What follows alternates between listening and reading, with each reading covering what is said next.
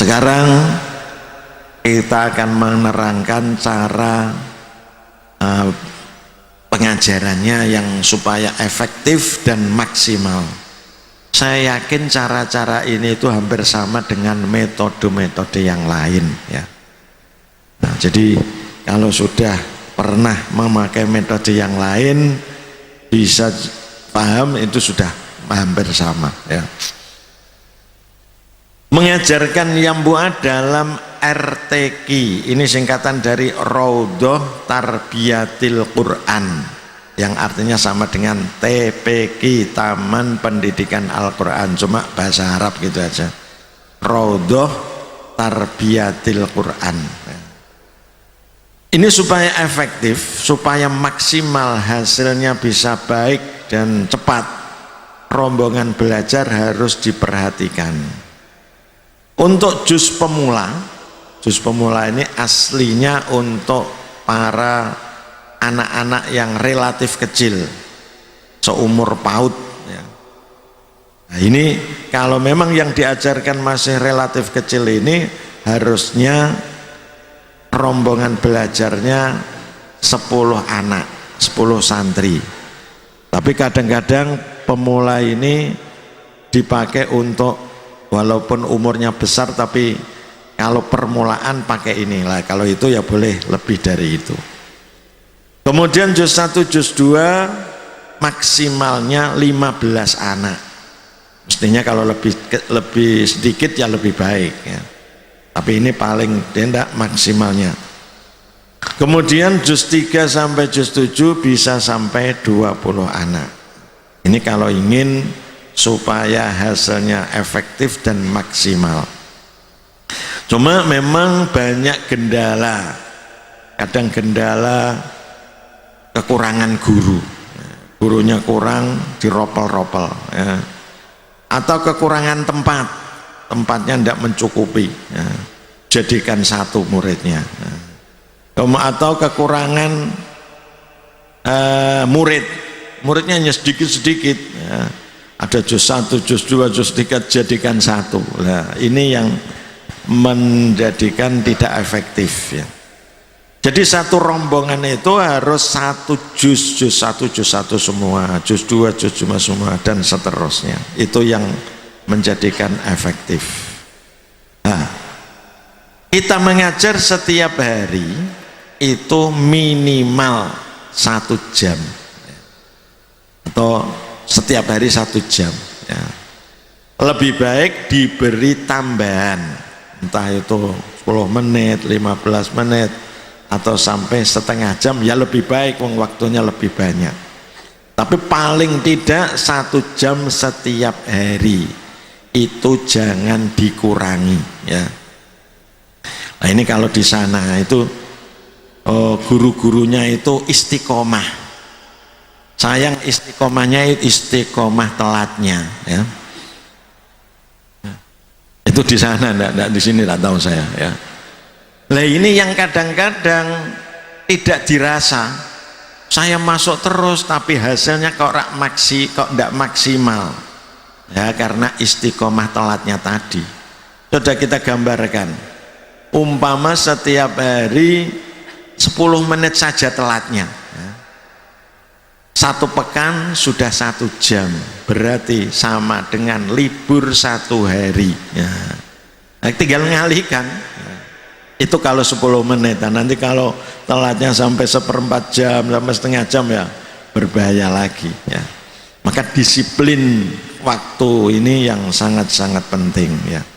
Kemajuan dan kemunduran pendidikan ini termasuk penting adalah kedisiplinan ya.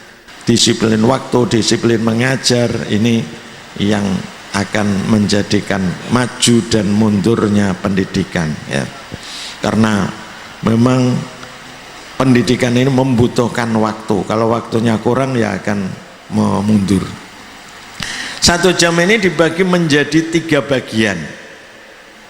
Kalau pertama, session pertama 10 menit, kalau 1 jam saja atau kurang malah. Kalau waktunya ada kelebihan bisa tambah sampai 15 menit. Ini membaca doa dan peraga ya. Jadi pertama-tama ini kita berdoa ya, karena kita sebagai orang Islam, ad-doa silahul mukmin, doa ini sebagai senjata orang beriman ya, supaya anak belajar ini bisa manfaat barokah, kita doa bersama-sama. Pertama-tama mestinya ya salam ya, untuk perjumpaan pertama salam. Salam ini kalau kita sering mendengarkan juga banyak yang tidak tepat salamnya ya. Ada yang assalamualaikum, ada. Ini di Kudus ini. Warahmatullahi wabarakatuh, ada yang begitu. Nah, guru Al-Quran jangan gitu salamnya ya, harus yang tepat ya. Fasih, pendek panjangnya harus tepat. Contohnya assalamualaikum warahmatullahi wabarakatuh. Coba dijawab bersama. Nah, alhamdulillah banyak yang sudah benar jawabannya, tapi ada sebagian kurang tepat ya. Kalau salamnya itu assalamu ya, jawaban yang tepat itu waalaikumsalam warahmatullahi wabarakatuh. Kalau samanya salamun alaikum, jawabnya waalaikumsalam ya. Tapi kalau assalamualaikum, jawabnya harus waalaikumsalam warahmatullahi dan seterusnya. Maka anak-anak cara menjawab salam harus diberi pelajaran dulu, diberi contoh oleh guru. Jadi jawabnya salam waalaikumsalam warahmatullahi wabarakatuh ya. Setelah salam membaca doa. Nah, doa yang ada tercatat di situ membaca Fatihah dan kalamun qadimun. Nah, ini dianjurkan kepada gurunya untuk membaca hadroh ila hadratin nabiyil mustafa. Kita sebagai nahdiyin mempercayai bahwa dengan wasilah itu mudah-mudahan ilmu yang kita pelajarkan ini bisa bermanfaat dan barokah. Maka bacaan ila hadrah ini gurunya yang membaca, kemudian ya, itu yang ada contohnya ada di belakang juz 1 atau juz pemula ya, di situ ada. Cuma yang bagian depan agak dipendekkan karena saya yakin sudah hafal semua, tapi yang agak belakang kan sudah dipanjangkan sempurna biar apa guru-guru kita. Bisa dimasukkan para ulama atau para wali yang ada di kita atau di daerah situ, gurunya siapa diikutkan biar ada tambahan barokah. Setelah syai'ul lillahi walahumul fatihah, muridnya membaca Fatihah ya. Membacanya Fatihah pertama-tama diberi contoh oleh guru biar benar.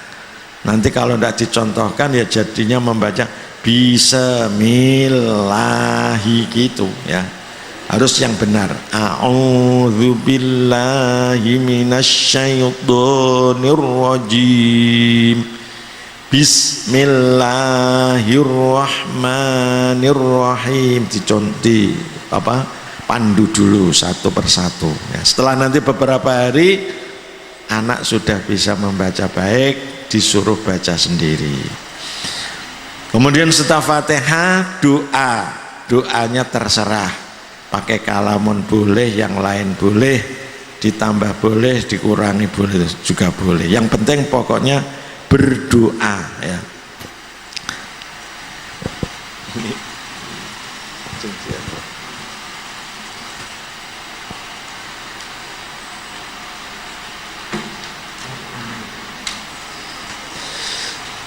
Jadi di situ sebagai contoh adalah kalamun, karena yang sering digunakan di pondok Yambu'ul Quran itu ya.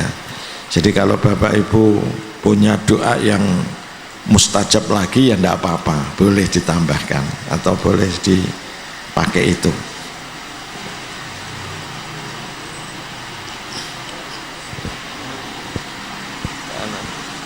Cup-cup.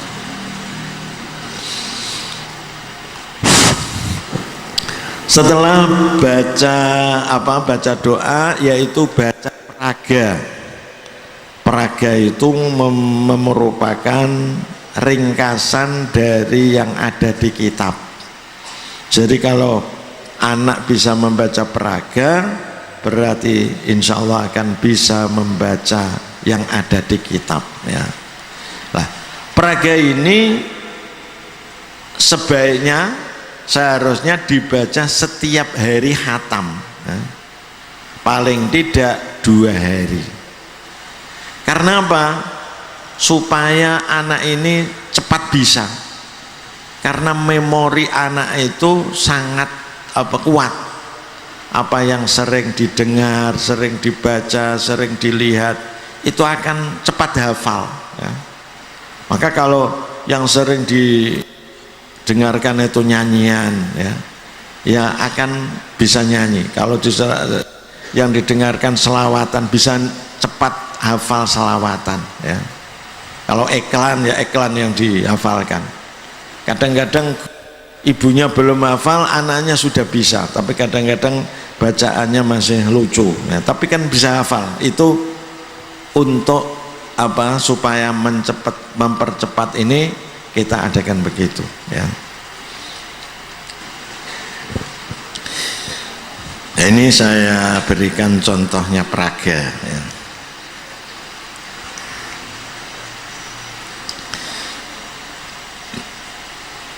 Jadi untuk membaca praga ini anak-anak harus diperhatikan, semuanya harus melihat praga dan semuanya memperhatikan praga.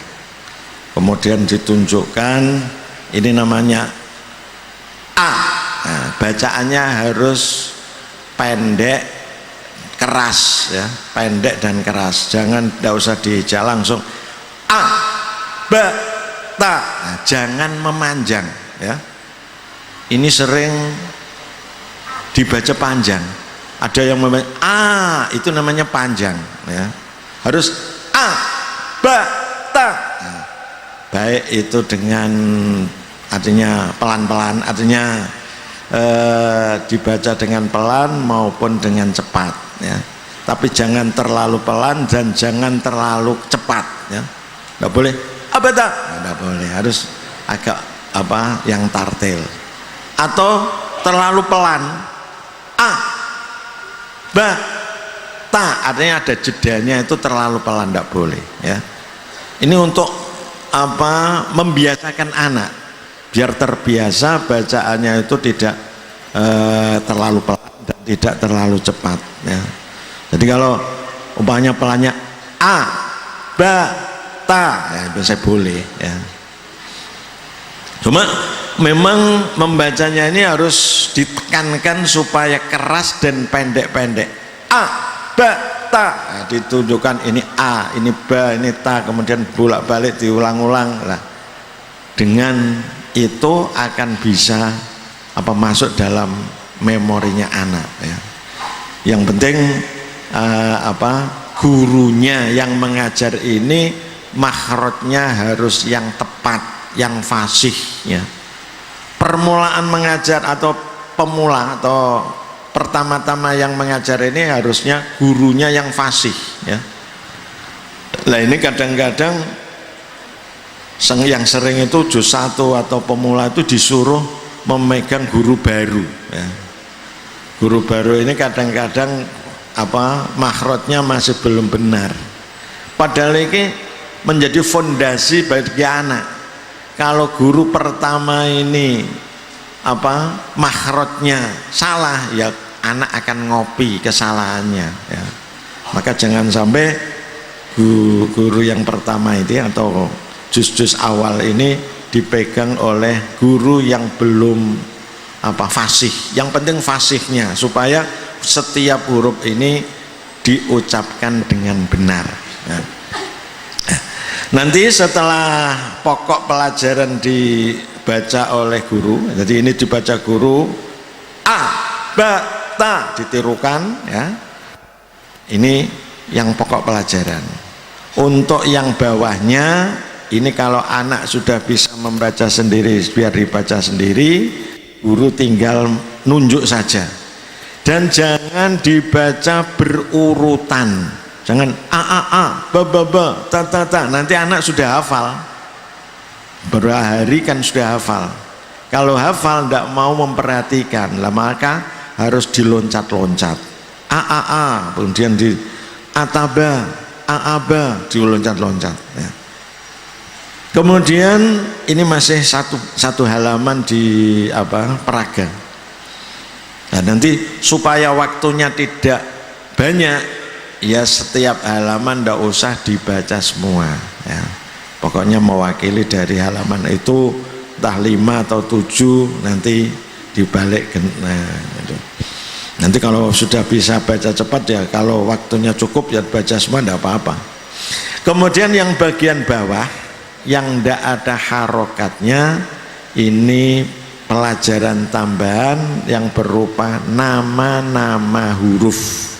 Di kitabnya juga ada. Nah, kalau tidak ada harokatnya, kita menyebutnya dengan nama huruf, asmaul huruf atau ismul huruf, ismul harf ya. Jadi tidak a, ba, ta, tapi alif, ba, ta, alif, ba, alif, ta ya. Alif namanya, ba agak panjang, jadi kalau tidak ada harokatnya, membacanya namanya itu ba, namanya itu ta. Anjuran kita tanpa pakai hamzah. Namanya ini 2 mestinya, boleh ba, boleh ta, boleh ta. Ini ada sebagian huruf yang banyak yang namanya 2, ada hamzahnya atau tidak ada hamzahnya itu. Tapi untuk yang bawah ini biasanya dianjurkan yang tidak pakai hamzah. Apa maksudnya? Lebih simpel ya. Di samping itu adalah untuk antisipasi nanti kalau membaca fawatihus suwar, karena fawatihus suwar tidak ada hamzahnya, seperti toha, itu menyebut namanya huruf ya, bukan berharokat fathah ya. Nanti kalau sudah terbiasa pakai hamzah kan toha nanti itu ya. Jadi itu cara pengajarannya ya.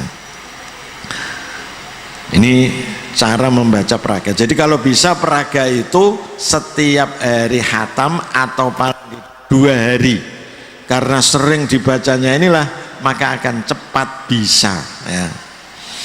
Setelah baca peraga itu nomor 2, season kedua yang waktunya yang paling banyak, yaitu untuk musyafahah. Musyafahah ini artinya praktek baca ya. Nah, ngajinya ini. Nah, yang kita pakai musyafahah ini adalah musyafahah yang kedua, artinya muridnya membaca, gurunya hanya memberi contoh, cuma kemudian prakteknya yang kita baca itu muridnya yang baca, gurunya hanya mendengarkan. Nah, supaya tidak menghabiskan waktu ya, murid disuruh membaca, gurunya yang mendatangi. Si A membaca, gurunya mendatangi di tempatnya murid itu akan lebih cepat, karena kalau murid disuruh ke depan itu jalannya lama. Tapi umpama disuruh ke depan boleh saja, tapi harus bisa ngatur waktu. Gimana caranya? Pertama dipanggil 2 anak, si A si B maju. Nah, setelah teleno kan lama ya. Nah, setelah di depan yang membaca si A, si B belajar dan menanti. Nah, si A membaca, setelah selesai B membaca, ketika B membaca kita panggil C. Jadi C ke depan ini tidak makan waktu sambil kita nyemak B ya. B selesai, C membaca, kita panggil D, begitu seterusnya. Itu kalau muridnya disuruh ke depan ya. Ketika murid membaca, guru harus perhatian, didengarkan, dilihat apanya, bibirnya atau lesannya. Jadi didengarkan, jangan mengajar sambil mendengarkan HP-nya. HP-nya dimatikan ya. Jadi perhatian kepada ini, penghormatan terhadap Al-Quran. Bacaannya bagaimana, ini didengarkan, kalau salah diberi peringatan. Dan dilihat bibirnya, ini penting juga ya. Jadi kadang-kadang suara sama, tapi praktek bacaannya dalam makhrajnya beda. Ini kalau tidak dilihat akan salah. Ini yang sering saya alami. Anak kalau membaca lam ya, itu seringnya lidahnya keluar. Bismillahi. Nah, ini kalau guru-guru yang biasanya melihat bibirnya ya tahu. Ini ya. Suaranya kan sama. Bismillahi dengan bismillah. Mestinya kan lidahnya digusi, tapi itu dikeluarkan. Nah, ini kalau tidak dilihat ya begitu, akan salah terus. Sehingga saya juga pernah nyemak anak-anak katanya sudah hatam, tapi baca bismillah saja sudah salah karena lidahnya keluar. Nah, itu contohnya. Membaca ta ya, ta kan ta titu, mestinya kan lidah terkena gigi, ada ta, tanya lidahnya keluar ya. Ini kalau tidak dilihat, jadi harus dilihat. Wong saya nyemak yang tahfidz saja masih saya lihat semuanya ya, masih kurang pas itu harus dilihat. Kalau tidak dilihat tidak akan benar. Jadi didengarkan, dilihat, tapi tidak usah diraba ya, gitu. Itu yang penting. Kemudian ketika anak membaca maju satu persatu, yang lainnya ini disuruh menulis. Apa yang ditulis? Di situ sudah ada bagian yang harus ditulis, yaitu yang remang-remang itu. Kalau ndak beli buku untuk tahajud ya, semestinya sudah ada buku tahajud untuk menulis latihan tulisan sendiri. Tapi kalau ndak ya bisa mencukupkan itu. Itu yang remang-remang disuruh menebali dulu, biar jari-jarinya agak lunak. Setelah ditebali, nebali harus tepat, jangan sampai keluar dari itu, dari remang-remang itu. Setelah itu disuruh mengganti di bukunya masing-masing, tulis 5 atau 10 baris ya. Dan setelah ditulis nanti supaya dinilai. Kalau terus tidak dinilai ya anak akan tidak mau nulis nanti lama-kelamaan. Nah, nilainya berapa? Pokoknya kalau ditulis sendiri nilainya 100 semua, tidak apa-apa ya. Walaupun masih salah. Ini penilaian untuk penulisan sendiri, jangan dituliskan temannya atau dituliskan orang tuanya. Pokoknya yang nulis sendiri mendapat nilai 100 ya, itu. Kemudian kalau anak ada kesalahan membaca ya, didengarkan ada salah, itu sebaiknya jangan ditunjukkan yang benar dulu, tapi diberi peringatan, diketuk. Nah, umpamanya abata, kalau dibaca abasa umpamanya ya, ketuk. Diberi peringatan, dikatakan kepada anak bahwa kalau ada ketukan itu berarti menunjukkan ada salah. Kalau salah kamu harus membetulkan. Diketuk masih abasa, abasa, ketuk, kemudian diulang lagi abasa. Nah, baru kalau sudah 3 kali, titiknya berapa itu? Kalau titiknya 2 berapa? Nah, berarti abata. Kalau sudah bisa sendiri ya, itu bernamanya muridnya aktif itu ya, santri aktif itu gitu. Jadi supaya santrinya ini pikirannya bisa berkembang, Jadi kalau ada salah jangan ditunjukkan tapi diberi peringatan dulu ya, biar mikir dulu ya. Salahnya apa ini ya. Kalau tinggal ditunjukkan mesti benar yang ditunjukkan ya, itu. Jadi umpama kurang panjang ya diketok ya, panjang apa tidak itu. Ini untuk supaya santri aktif ya. Jadi itu cara mudah. Nah, bagi anak-anak yang bacaannya sudah fasih, benar, lancar, kita naikkan ya. Naiknya berapa? Ya menurut kemampuannya. Kalau memang lancar carcar ya, tidak ada yang salah dan cepat bisa cepat ya, boleh beberapa halaman. Tapi kalau ada kesalahan tidak boleh dinaikkan. Maka ini harus dipahamkan kepada anak-anak dan orang tuanya bahwa kalau ada kesalahan maka kamu tidak akan dinaikkan, maka kamu di rumah harus belajar ya. Nah, kalau tidak dipahami nanti anaknya beberapa hari tidak naik ya, ibunya mendatangi gurunya nuntut ya. Ini harus diberi perhatian, harus diberi pengetahuan ya. Jadi kita menaikkan ini menurut kemampuannya, tidak menurut target rian atau target banyaknya pelajaran, tapi kemampuannya bagaimana. Kalau mampu ya maka cepat, kalau enggak ya akan agak lama gitu ya.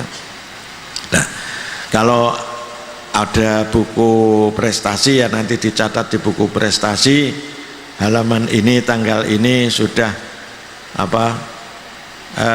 shot. Jadi kalau pakai Arab ya shot itu sahih berarti benar, atau masih ada salah tidak naik berarti khoto ya, atau pakai Indonesia boleh B benar S salah ya, atau pakai tanda contreng tanda titik lah, ini terserah Bapak Ibu ya. Kalau tidak ada buku prestasi bisa pada halamannya kitabnya murid itu diberi shot diberi kho diberi S diberi ba ya. Kalau B berarti kan benar, berarti besok yang naik adalah yang dibaca adalah selanjutnya. Saya kira kalau guru-guru sudah akan paham itu. Setelah anak maju semua, baca semua, mestinya harus diusahakan setiap hari bisa maju semua, jangan sampai tidak ya. Entah itu caranya, bukan diusahakan begitu. Setelah maju semua ada tambahan materi atau materi tambahan. Ini 10 menit atau 15 menit. Materi tambahan ini biasanya kita isi dengan materi hafalan. Materi hafalan ini berupa surat-surat pendek dari An-Nas sampai Ad-Duha, kemudian hadis atau kata-kata hikmah, kemudian bacaan sholat, doa-doa harian. Dengan supaya anak ini nanti khatam Yambua ini sholatnya bacaannya sudah hafal ya, ada bacaan hafalan Quran sampai Wadduha ya. Nah, cara pengajarannya sekarang ya. Orang bisa hafal atau anak bisa hafal ini karena banyak mengulang dan sering diulang. Banyak mengulang dan sering diulang itu menjadikan bisa hafal. Coba Bapak Ibu yang sering membaca Yasin setiap hari, ini namanya kan sering mengulang ya, maka akan hafal. Kalau ayat lafal pertama dari ayat dibaca itu bisa meneruskan ya. Itu namanya sudah hafal ya. Nah, supaya hafalannya tidak lupa maka harus sering diulang, artinya murojaah ya. Anak-anak kecil bisa hatam Quran, hafal Quran ini hanya karena banyak mengulang dan sering diulang itu ya. Jadi supaya hafal kan diulang-ulang sampai hafal. Nah, ini mestinya mengulanginya menurut kemampuan ya. Ada yang diulang 2 kali sudah hafal, ada yang 3 kali, ada yang 10 kali, ada yang beberapa kali belum hafal. Nah, ini kalau sudah hafal supaya jangan lupa ya, sebelum lupa harus sering diulang, namanya didarus atau di murojaah itu ya. Maka caranya ya sedikit demi sedikit diulang-ulang. Kalau ini untuk anak-anak kan diulang bersama-sama. Saya contohkan umpamanya baca Fatihah ya. A'udzu billahi minasyaitonir rajim. Nah, diulang 5 kali atau berapa kali ya. Kalau anak dianggap sudah bisa, nah, nanti ya bisa saja 5 kali bersama-sama supaya tidak bosan. Sebagian kanan 5 kali, sebagian 5 kali. Ini kan sudah 15 kali itu ya. Insya Allah anak sudah akan hafal ya. Nanti bisa juga siapa yang sudah berani membaca, sudah hafal, ada 1-2 yang disuruh. Setelah bisa tambah lagi Bismillahirrahmanirrahim, diulang-ulang bersama-sama ya. Itu ya. Atau setelah diulang-ulang, setelah bisa, yang tadi dihafalkan yang pertama harus diulangi lagi dari a'udzu, bismillah, kemudian baru naik alhamdu. Alhamdu diulang-ulang, sudah hafal, akan naik alhamdulillah ar-rahmanir-rahim ya. Dari awal a'udzu, bismillah, alhamdu, baru ar-rahmanir-rahim. Jadi ini namanya banyak mengulang dan sering diulang, itulah menjadi anak bisa ya. Nanti ya sebelum akhir umpamanya sudah kurang berapa menit ya, jangan menambahnya sampai akhir ya. Sebelum akhir itu harus di stop dulu, umpamanya mendapat 4 ayat ya, 4 ayat ini diulang-ulang lagi dari a'udzu sampai ar-rahmanir-rahim, a'udzu sampai beberapa kali ya. Itu berarti diulang-ulang. Besok kalau masuk lagi di dalam materi ini, yang kemarin dihafalkan diulangi lagi ya, diulangi lagi. Baru setelah diulangi lagi sudah bisa semua, baru ditambah yang baru. Itu cara pengajarannya. Itu cara pertama bisa begitu. Cara kedua menghafalkan itu ada yang sedikit demi sedikit, ada yang banyak dibaca semua, diulang-ulang semua. Nah, itu. Jadi bisa juga dengan cara yang kedua, setiap hari seperti membaca praga tadi, setiap hari dibaca dari halaman awal sampai 4 halaman, karena hafalannya kan kira-kira 4 halaman ya. Jadi setiap hari dibaca mulai halaman pertama sampai halaman 4, nanti hari ini gitu ulang-ulangi. Tapi ini agak berat kalau untuk anak-anak ya, tapi lama-kelamaan pasti akan hafal ya. Itu cara yang kedua itu. Itulah pokok-pokok cara mengajarkan yambu'a ya. Ini pokoknya cara pengajarannya itu nanti kalau sudah sampai khatam kitabnya ya, yang naikkan ke juz yang berikutnya adalah kepala RTQ atau yang mewakilinya, pokoknya yang paling fasih ya. Jadi untuk naik juz ini ada tes sendiri ya, yaitu yang paling fasih kalau bisa. Nah, sebelum dites ini mestinya yang guru kelas harus perhatian anaknya yang sering salah itu apa, supaya di drill dulu. Jadi kalau dites supaya nanti bisa lulus.